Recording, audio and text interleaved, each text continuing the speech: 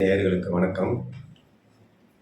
கடந்த 13 நாட்களாக தூய்மை பணியாளர்கள் போராடி கொண்டிருந்தார்கள். அந்த தூய்மை பணியாளர்களுக்கு கேட்ட ஒற்றை கோரிக்கைக்காக நமது முதல்வர் ஐயா தந்தை போன்ற ஒரு கனிவான உள்ளத்தோடு 6 சிறப்பான திட்டங்களை அறிவித்திருக்கிறார். நானே படிச்சேன்னு நீங்க பாருங்க. என்ன 6 சிறப்பான திட்டங்கள். நலத்திட்டங்கள். சிரிக்காம பாருங்க எல்லாரும். அதுக்கப்புறம் சிரிங்க. நலத்திட்டங்கள். துப்புரவு பணியாளர்களுக்கு நுரையீரல் மற்றும் தோல் சம்பந்தமான நோய்கள் ஏற்பட வாய்ப்புள்ளது. இத்தகைய தொழில்சார் நோய்களை கண்டறிந்து சிகிச்சை அளிப்பது. இது ஒரு திட்டம். 2வது, பணியின் போது உயிரிழந்தால் அவர்களின் குடும்பத்துக்கு ரூபாய் 10 லட்சம் இழப்பீடு கிடைக்கும். எவ்வளோ பேர் உடையவலன்னு பார்த்துங்க. 3, பணியாளர்களின் குடும்பத்தினர் சுய தொழில் தொடங்க அதிகபட்சமாக 3,50,000 மானியமாக வழங்கப்படும். கடனை திரும்ப செலுத்த ஏதுவாக 6% வட்டி மானியமும் வழங்கப்படும். 4, பணியாளர்களின் குழந்தைகளுக்கு புதிதாக உயர்கல்வி உதவித்தொகை. 5, சொந்த வீடு இல்லாத பணியாளர்களுக்கு 30,000 குடியிருப்புகள் கட்டித்தரப்படும். எங்கன்னு தெரில. அடுத்தது 6, நகர்ப்புற துப்புரவு பணியாளர்களுக்கு காலை உணவு அந்தந்த நகராட்சிகளின் மூலம் இலவசமாக வழங்கப்படும். இலவசம், நல்லா பார்த்துங்க, குறிப்பிட்டிருக்கிறாரு, இலவசம். சென்னை மாநகராட்சியில் செயல்படுத்தப்பட்டு மற்ற நகராட்சிகளுக்கும் விரிவுபடுத்தப்படும். 6 சிறப்பான திட்டங்கள். இந்த 6 கோரிக்கைகளை நம்ம முதல்வர் சொல்லிட்டாரு. தந்தை போல ஒரு கனிவான முடிவை எடுத்து தூய்மை பணிகளான அந்த பிள்ளைகளுக்கு வாரி வழங்கியிருக்காரு இந்த 6 சிறப்பான திட்டங்களை. சரி, இந்த 6 சிறப்பான திட்டங்களில் என்ன அதில் அப்படி பெரிய சிறப்பு இருக்குது? அவங்க வச்சது ஒத்த கோரிக்கை. இவர் 6 சிறப்பான திட்டங்களை கொடுத்துருக்காரு. இந்த ஒத்த கோரிக்கை அவங்க நிறைவேற்றினால இந்த 6 சிறப்பான திட்டங்களும் இன்னும் பல்வேறு சிறப்பான திட்டங்கள் அவங்களுக்குள்ள வந்துடும். இன்னும் பல்வேறு சலுகைகள் அவங்க அடிப்படையாக அடிப்படை உரிமையில் அவங்களுக்கு கிடைச்சிடும். ஆனால் அந்த ஒத்த கோரிக்கை அவர் நிராகரித்து இந்த 6 சிறப்பான திட்டங்களை அறிவிக்கிறதுக்கு என்ன? ஏன்னா ஏற்கனவே சில திட்டங்களில் அறிவிச்சு அந்த 6 திட்டங்களில் சில திட்டங்கள் ஏற்கனவே நடைமுறையில் இருக்குது. அது மாதிரி புதுசாக இவங்க கொடுக்குற மாதிரி ஒரு சிறப்பான திட்டமாக கொடுத்துட்ருக்காங்க. அந்த தூய்மை பணியாளர்கள் கேட்பது ஒன்றே ஒன்று தான், பணி நிரந்தரம். அதை செஞ்சு கொடுக்கணும். ஏன்னா இந்த தொழிலாளர்களுக்கு தான் ஊரடங்குல ஊர் உலகமெல்லாம் வீட்டுக்குள்ளே அடைஞ்சிருக்கிறப்போ சாலையை சுத்தம் பண்ணுது, ஊரை சுத்தமாக வச்சுக்குது, கொரோனாவையே அகற்றுறது. சென்னைன்றது எவ்வளோ நெருக்கடியான மக்கள் தொகை நிறைஞ்ச இடம்ன்றது உலகத்துக்கே தெரிய அப்படியாப்பட்ட இடத்துல இவங்க தூய்மை பணிகளை மேற்கொண்டு அந்த தொற்றை போகிறதுக்கு முக்கிய பணி செஞ்சது தூய்மை பணியாளர்கள் தங்களுடைய உயிரை பணியமைச்சு. அப்படியேப்பட்ட தூய்மை பணியாளர்கள் வச்ச அந்த ஒத்த கோரிக்கையை இந்த அரசு உடனடியாக நிறைவேற்றணும். 2வது, என்ன ஒன்று, நான் இதில் இந்த தூய்மை பணியாளர் கேட்குற ஒரு விஷயம் கண்டனமாக தெரிவிக்கிறது என்னென்னா, அவங்க ஏற்கனவே 23,000 ரூபாய் தொகுப்பூதியமாக சென்னை மாநகராட்சி வாங்கிட்டு இருக்காங்க.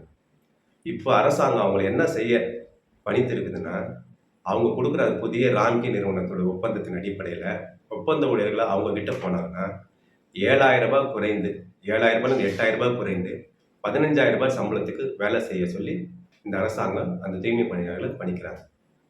ஒருத்தவங்க கூலி உயர்வு கேட்பாங்க, சம்பள உயர்வு கேட்பாங்க. இருக்கிற சம்பளத்தையும் குறைச்சி அந்த பணியாளர்களை வேலை செய்யுன்னு சொன்னால் அது நியாயமாகுமா? இல்லை வேலை செஞ்சுருக்கவங்களுக்கு ஒரு நாள் தினக்கூலியாகவோ இல்லை மாத சம்பளத்திலிருந்தோ உங்கள் சம்பளத்தை குறைக்கிறேன், உங்களுக்கு இந்த மாதிரியான இந்த இடத்துல வேலை செய்யுங்கன்னு சொன்னால் நீங்களாம் ஒத்துப்பீங்களா? இப்போ இவங்களுக்கு என்ன மாதிரியான நெருக்கடினா, ஒன்று தனியார்கிட்ட இவங்களை ஒப்படைக்கிறது. தனியார் இவங்களை எந்த அளவுக்கு பயன்படுத்திப்பான்னு சொல்ல முடியாது. இப்போ அதுக்கான சம்பளமும் ரொம்ப குறைவு, அடிப்படை வசதியில் குறைவு. ஏற்கனவே இந்த நிறுவனம், இந்த ராம்கின்ற நிறுவனம் தான் இந்த தனியார் நிறுவனம் இப்போ எடுத்திருக்குது. இவன் அடிப்படையாக கொடுக்க வேண்டிய அந்த கட்டமைப்புன்றாங்க இல்லைங்களா, அந்த சுத்தம் செய்வதற்கான தொடப்பங்கள், கை உறைகின்ற க்ளவுஸு, மற்ற உபகரணங்களை கூட அந்த மக்களே எடுத்துன்னு வர சொல்கிறான், தூய்மை பணியாளர்களே எடுத்துன்னு வர சொல்கிறான். எதுவும் இவன் கொடுக்க மாட்டான். இப்படியாப்பட்ட நெருக்கடிகள் மத்தியில் தான் தூய்மை பணியாளர்கள் இந்த மாதிரியான தனியார் நிறுவனங்கிட்ட வேலை செய்யும். இப்படியாப்பட்ட ஆளுகிட்ட தான் தூய்மை பணியாளர்களை தள்ளி விடுது அரசாங்கம், தள்ளி விடுது. அதனால் இது பொது சமூகமாக இருந்து பொதுவாக வேடிக்கை பார்க்குறோம். நம்ம இது எது நியாயம்? இந்த 6 திட்டங்களை அறிவிச்சிட்டனால நம்ம அரசாங்கம் சிறப்பான திட்டங்களை தூய்மை பணியாளர் அறிவிச்சுட்டு நம்ம சமரசமாகி போக போகிறோமா? இல்லை இந்த பணியாளர்கள் இவ்வளோ பெரிய பாதிப்புகள் உள்ளாயிருக்காங்க, அதை நியாயப்படுத்தி அந்த தூய்மை பணியாளர்கள் பக்கம் நின்று அந்த ஒத்த கோரிக்கை வென்றெடுத்து கொடுக்க போகிறோமா என்றதுதான் இப்போ மிகப்பெரிய கேள்வி.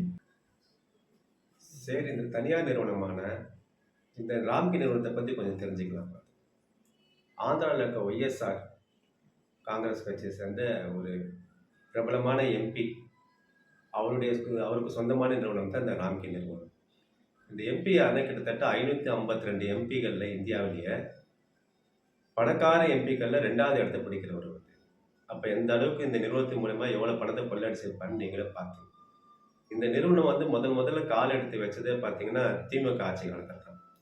அந்த காலகட்டம் பார்த்தீங்கன்னா 2006 2011 கோயம்பேடில் இருக்க காய்கறி கழிவுகள் பழக்கழிவுகளை வந்து அகற்ற சொல்லி ஒரு ஒப்பந்தத்தின் மூலிமா உள்ளே வராங்க. ஒரு 2-3 வருஷம் கரெக்டாக பண்ணுறாங்க. மீதி 2 வருஷம் ஏகப்பட்ட புகார்கள் வந்து சரியாக கழிவுகளை அகற்றதில்லை. அவங்க கோயம்பேடுக்குள்ள பல விதமான தொற்றுகள் பரவுதுன்னு சொல்லி, அதனால் வந்து அந்த கான்ட்ராக்டை வந்து ரத்து பண்ணுறாங்க. அந்த நேரத்தில் வந்து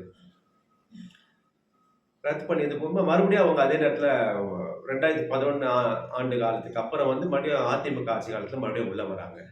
உள்ளே வரும்போது அவங்க காலகட்டம் பார்த்தீங்கன்னா 2012 2018, 19 இந்த மாதிரி காலகட்டத்தில் வந்து ஒரு சில மண்டலங்களில் வந்து வராங்க. சென்னை மாநகராட்சி மண்டலங்களில், அதுவும் குறிப்பாக பார்த்தீங்கன்னா இந்த பெசன்ட் நகர் பகுதிகளெல்லாம் வந்து அவங்க தான் அந்த தூய்மை பணிகள்லாம் எடுத்து பண்ணுறாங்க. பண்ணும்போது அதாவது இருக்கப்பட்டவங்க வசதியானவர்கள் இருக்க பகுதியிலலாம் பார்த்தீங்கன்னா கிட்டத்தட்ட ஒரு 90% நல்லா வேலை செஞ்சு மீதி 10% வந்து பாக்கி வச்சிடறாங்க. வேலையெல்லாம் சரியாக பண்ணலை, துப்புரவு வேலையெல்லாம் சரியாக பண்ணலைன்னு சொல்லி.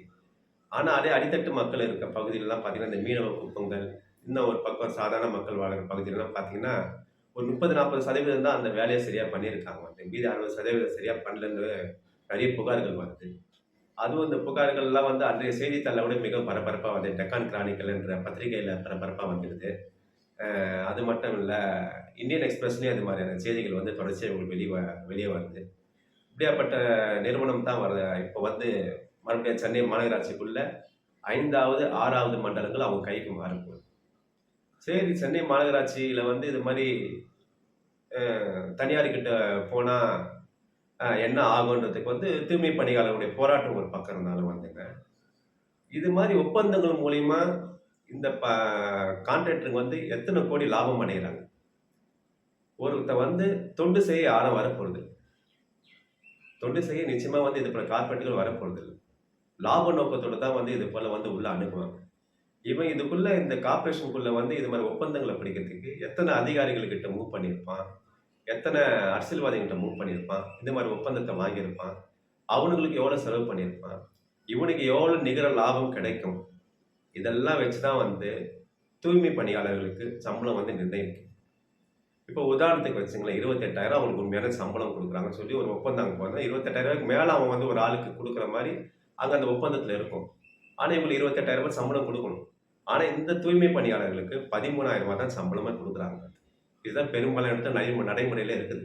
அப்படி பார்த்தீங்கன்னா ஞாயிற்றுக்கிழமை ஒரு நாள் விடுமுறையை தவிர்த்து 26 நாள் அவங்க பணி செஞ்சாங்கன்னா ஒரு நாளுக்கு 500 ரூபாய் வீதம் 13,000 தான் அவங்களுக்கு சம்பளமே கிடைக்குது. அது மட்டும் இல்லை, அந்த தூய்மை பணியை மேற்கொள்வதற்கு அவங்களுக்கு தொடப்பங்கள் முதற்கொண்டு, கையுறைகள் எனப்படுகிற கிளவுஸுக்கு முதற்கொண்டு, மற்ற அத்தியாவசிய பொருட்களை அந்த தூய்மை பணியாளர்களே தங்களை வந்து தயாரித்து சரி பண்ணிக்கிறாங்க. அப்போ இது மாதிரியான அடிப்படையான ஒரு சில உபகரணங்கள் இல்லாமல் எப்படி வந்து அவங்க வந்து அந்த பணி செய்வாங்க? அந்த உபகரணங்களையாவது கொடுத்தா தானே வந்து அந்த வேலை செய்ய முடியும் அவங்களால. இவ்வளோ சிரமத்துக்கு மத்தியிலையும் இந்த தூய்மை பணியாளர்கள் ரொம்ப சிரமப்பட்டு அந்த உபகரணங்களை இவங்களே சேகரித்து எடுத்துன்னு வந்து இந்த சென்னை மாநகரத்தை வந்து இவ்வளோ சுத்தமாக வச்சுட்டு இருக்கிறாங்க. அப்படியாப்பட்ட தூய்மை பணியாளர்களுக்கு தான் வந்து இன்னைக்கு இவ்வளோ பெரிய நெருக்கடியான ஒரு சூழ்நிலை நிலவி இருக்குது. அதுவும் இந்த ஆரம்பித்த காலகட்டம் பார்த்தீங்கன்னா 13 நாட்கள் இங்கே வந்து இருந்தாங்க. வந்து அதுவும் சென்னை மாநகராட்சி ரிப்பன் பில்டிங்கிறது வந்து மொத்த சென்னை மண்டலம் இருக்க எல்லா மாநகராட்சிக்கும் தலைமையாக வந்து அதுதான் வந்து சென்னை மாநகராட்சியோட ரிப்பன் பில்டிங். அந்த ரிப்பன் பில்டிங் வாசல்லே தான் வந்து வெளிப்பக்கம் அந்த பிளாட்ஃபார்ம் ஓரமாக தான் வந்து அவங்க ஒரு சின்ன அந்த டென்ட் ஆட்டம் போட்டு அந்த இடத்துல வந்து வரிசையாக வந்து உட்காந்து தங்களுடைய எதிர்ப்பை பதிவிச்சு அவங்க கோரிக்கை முன் வச்சு போராட்டம் பண்ணிட்டு இருக்காங்க. வந்து யாருமே எந்த கட்சியை சேர்ந்தவங்களும் சரி, பொது சமூகத்தில் இருக்க கூட ஒரு அக்கறை கூட எதையோ வீடியோ எடுத்து போடுறவங்க, சாவுறத ஒன்றில்லாத ஒரு வீடியோவை, நடனத்தை, அந்த கண்டதெல்லாம் எடுத்து வீடியோ எடுத்து போடுற கூட இந்த மக்கள் எதுக்காக இங்கே உட்காந்துட்டு இருக்காங்க, ஏன் எதுக்காக என்ற ஒரு கேள்வி கூட எழுப்பாம சர்வசாதாரணமாக கடந்து போகிறாங்க. எவ்வளோ வாகனங்கள், 2 சக்கர வாகனங்கள், 3 சக்கர வாகனங்கள், மகிழுந்துகள், பேருந்துகள் எவ்வளோ போகுது.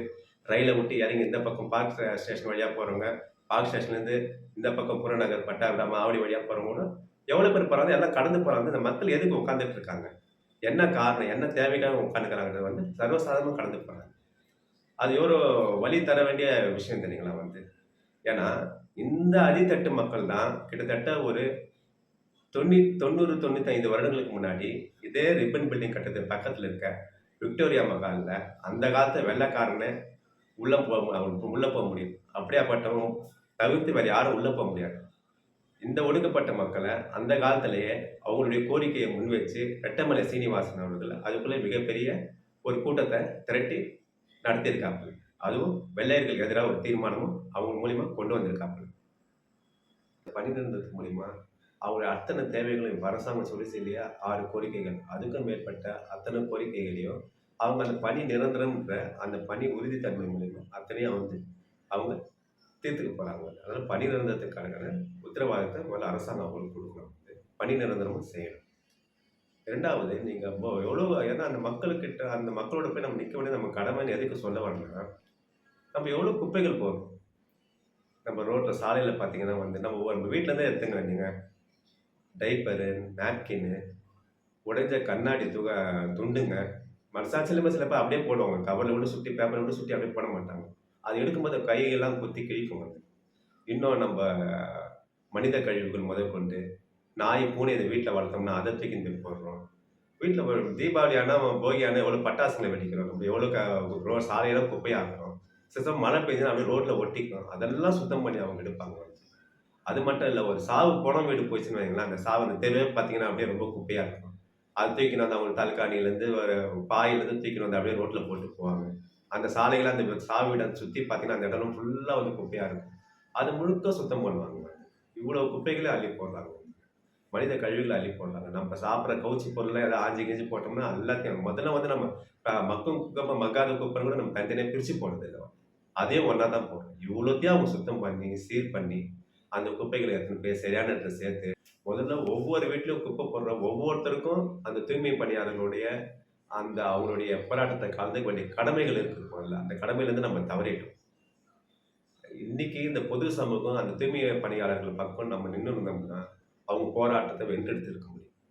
ஆனால் ஒருத்தரும் போய் அந்த தூய்மை பணியாளர்கள் பக்கம் நம்ம நிற்கலை. இனியும் நம்ம இது போல ஒரு கடந்து போகிறோமான்றது வந்து மிகப்பெரிய கேள்விக்குறி. அந்த குற்ற உணர்வு எல்லாருக்கும் இருக்கணும். பொது சமூகமாகிய நாம் அந்த தூய்மை பணியாளர்கள் பக்கம் நின்று இருந்தோம்னா இன்றைக்கி அவங்க நிற்கிறதே நின்று இருக்க மாட்டாங்க. அவங்க மேலே இப்படியாப்பட்ட ஒரு காவல்துறைக்கு மூலயமா ஒரு அடக்குமுறை ஏவப்பட்டிருக்காது. வந்து அவங்க கோரிக்கையும் வென்றெடுக்கப்பட்டிருக்கும். இந்த அனைத்துக்கும் காரணம் நாமெல்லாம் சேர்ந்த ஒரு பொது சமூகம் தான். இப்போ இந்த பொது சமூகம் முதலாளித்துவத்தை சார்ந்த அரசாங்க பக்கம் நிற்க போதா, இல்லை பொது உரிமையை சார்ந்த மக்களோட இந்த தூய்மை பணியாளர்கள் பக்கம் நிற்க போதா?